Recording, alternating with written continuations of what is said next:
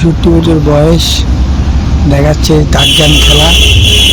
এই যে এখন এই বাড়ি পুরো ভাঙা বাড়ি, এই ভাঙা বাড়ির ছাদের লুঙ্গি পরে গেঞ্জি পরে উঠে গেছে আমাদের কমান্ডো এখন উঠে গেছে।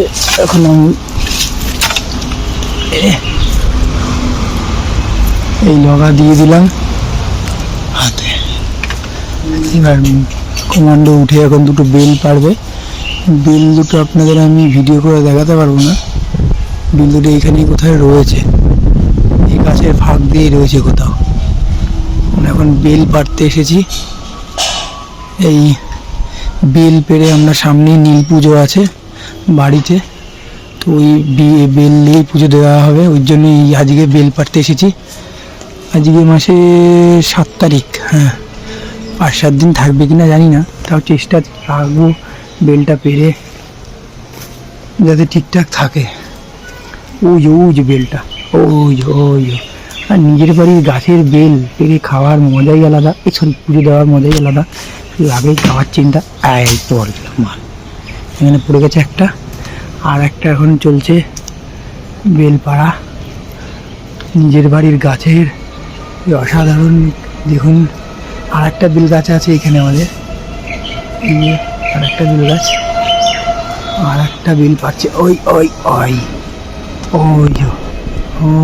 দেখেন, জুম করলে আশা করি আপনারা দেখতে পারবেন কিনা জানি না, আমি চেষ্টা করছি। ওই দুটো ঝুলছে, এমনভাবে ঝুলছে, থাক অন্য কিছু আর বলবো না আমি নিয়ে। দেখছেন দুটো সুন্দর ঝুলছে।